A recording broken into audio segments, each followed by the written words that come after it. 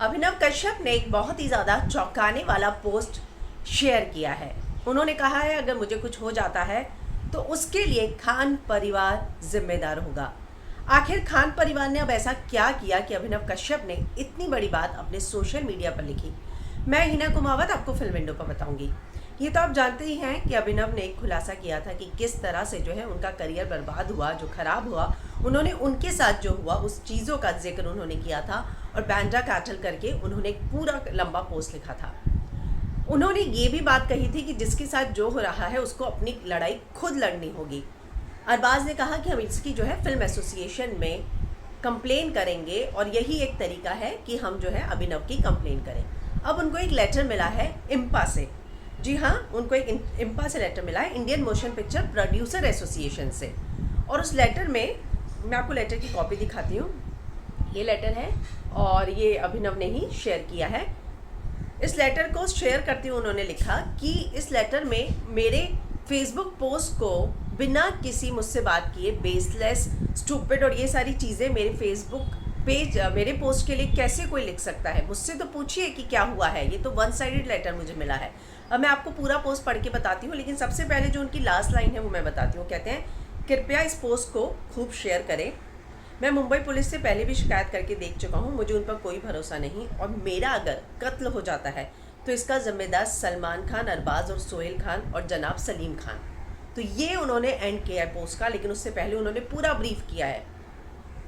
मेरे खिलाफ भीड़ जुटाने और मेरे चरित्र हनन की कोशिशें अब सलमान खान और उनके परिवार ने और तेज कर दी है। कल मुझे एक बड़े निर्माता संगठन इम्पा, दरअसल इम्पा के अंडर बहुत सारी और बॉडीज़ भी आती हैं, Indian motion picture producer association से एक पत्र आया है। इससे पहले भी उनको एक पत्र आया था एक फिल्म एसोसिएशन से। तब उन्होंने ये जिक्र किया था कि उसके पास इस तरह की कोई हक नहीं है कि वो निजी मामलों में दखल दे सके। तो अब जो है उनको इस एसोसिएशन से पत्र आया है।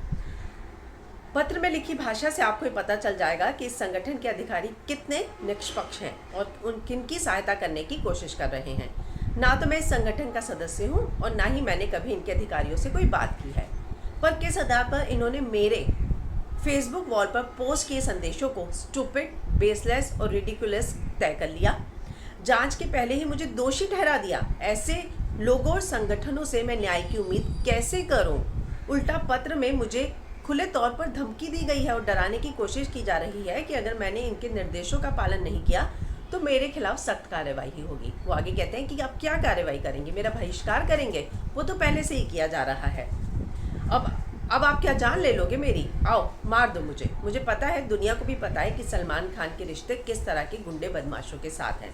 तो ये सारी चीज़ें उन्होंने की है। उन्होंने इस बात को भी उठाया था कि बीइंग ह्यूमन जो है मनी लॉन्ड्रिंग का काम करता है और बीइंग ह्यूमन के ज़रिए जो है ये सारी चीज़ें होती हैं। दबंग के सेट पर मेरे सामने 5 साइकिलें बांटी जाती थी और अगले दिन पेपर में 500 साइकिलों का आर्टिकल आता था और उस पर सलीम खान ने बयान भी दिया था। उन्होंने कहा था कि अगर मैं गाड़ी से कहीं जा रहा हूँ और अगर कुत्ते बीच में भौंक रहे हैं तो मैं उतर के थोड़ी ना कुत्तों को चुप कराऊंगा।